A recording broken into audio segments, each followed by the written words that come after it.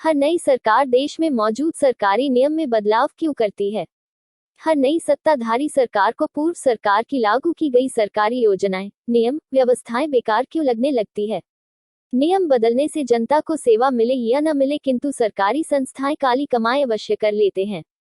चलिए एक ग्राहक की एक घटनाक्रम से समझने की कोशिश करते हैं। आप सभी दर्शकों का रेलवे की एक लूट की सच्ची दास्तान पर स्वागत है। रेलवे यात्री कृपया ध्यान दें। ग्राहक कृपया ध्यान दें। जिस एक रू को हम मामूली रकम बोलकर या सोचकर छोड़ देते हैं, उस एक रू का भी देश की ब्लैक मनी में महत्वपूर्ण योगदान है।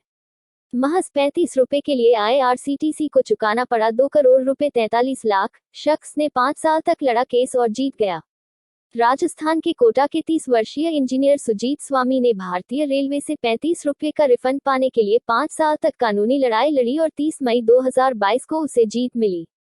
इस कानूनी लड़ाई के चलते उसने करीब 3 लाख और कस्टमर्स की भी मदद कर दी, जो इसी तरह के मामले से जूझ रहे थे, किंतु शायद किसी ने रिफंड के लिए दावा नहीं किया था। यहाँ पर एक बात नोट करने लायक है कि अगर आपके साथ कुछ भी समाज में अच्छा होता है तो उसके लिए हमारे आप पास रहने वाले उन सच्चे लोगों का हाथ जरूर होता है जो सदा गलत का विरोध करते रहते हैं, किंतु तमाशबीन दुनिया उस महत्वपूर्ण कार्य का हिस्सा नहीं बनना चाहते हैं। ऐसे लोग सुधार का लाभ तो ले लेते हैं, किंतु अच्छे लोगों के संघर्षों का हिस्सा नहीं बनना चाहते हैं, जिस वजह से समाज में अच्छाई सिर्फ किताबी किस्सा बन के रह जा रही है।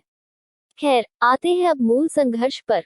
सुजीत स्वामी ने अपने द्वारा दाखिल एक RTI के जवाब का हवाला देते हुए कहा कि रेलवे ने करीब 2.98 लाख IRCTC यूजर्स को रिफंड में 2.43 करोड़ रुपए की मंजूरी दे दी है। स्वामी ने बताया कि उन्होंने अपना रिफंड प्राप्त करने के लिए करीब 50 RTI फाइल की और 4 सरकारी विभागों को लेटर लिखा।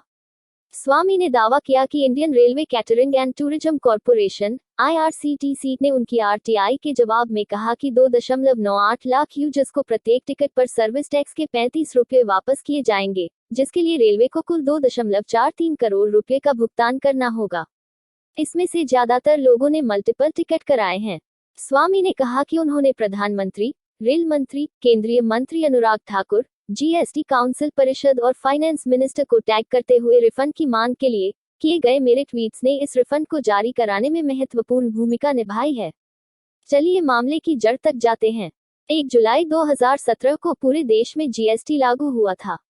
नई GST व्यवस्था लागू होने के एक दिन बाद 2 जुलाई को यात्रा करने के लिए अप्रैल 2017 में स्वर्ण मंदिर मेल में अपने शहर कोटा से नई दिल्ली के लिए एक रेलवे टिकट बुक किया था। मतलब नया GST लागू होने से लगभग 4 महीने पहले टिकट काटा गया था। हालांकि बाद में उन्होंने 765 रुपये मूल्य वाले इस टिकट को वेटिंग लिस्ट में रहने के कारण कैंसिल कर दिया था, जिसके लिए रेलवे ने उनसे 65 रुपये के बजाय 100 रुपये की कटौती करके 665 रुपये वापस कर दिया गया। यह पर समझने वाली बात यह है कि जो GST नियम अप्रैल में लागू ही नहीं हुआ था, किंतु रेलवे ने उस नियम के तहत 2 महीने पहले ही GST लागू करके टैक्स काटना शुरू कर दिया था, जिस वजह से प्रत्येक यात्री से 65 रू के बजाय 100 रू कैंसिलेशन चार्ज काटे गए। मतलब प्रत्येक यात्री से 35 रू अधिक की वसूली की गई। फिर से बता दूं कि नया GST 1 जुलाई 2017 को पूरे देश में लागू हुआ था। स्वामी ने कहा कि उनसे 35 रुपये की अतिरिक्त वसूली की गई है, जिसके लिए उन्होंने रेलवे और वित्त मंत्रालय को RTI भेजकर अपनी लड़ाई शुरू कर दी। IRCTC ने उनके RTI का जवाब देते हुए IRCTC ने रेल मिनिस्ट्री के कमर्शियल सर्कुलर नंबर 43 का हवाला दिया, जिसके अनुसार 1 जुलाई 2017 के पहले बुक किए गए टिकट को 1 जुलाई के बाद कैंसिल कराने पर टिकटों के लिए बुकिंग के समय लिया गया सेवा कर वापस नहीं किया जाएगा। इसलिए स्वामी से टिकट कैंसिल कराने पर 100 रुपये क्लर्कियल चार्ज के रूप में 65 रुपये और सेवा कर के रूप में 35 रुपये वसूले गए। हालांकि बाद में एक RTI के जवाब में बताया गया कि यह निर्णय लिया गया है कि 1 जुलाई 2017 से पहले बुक किए गए और रद्द किए गए टिकटों के लिए बुकिंग के समय लगाए गए सेवा कर की कुल राशि वापस कर दी जाएगी। इसलिए उन्होंने अपने 35 रुपये रिफंड वापसी की मांग की।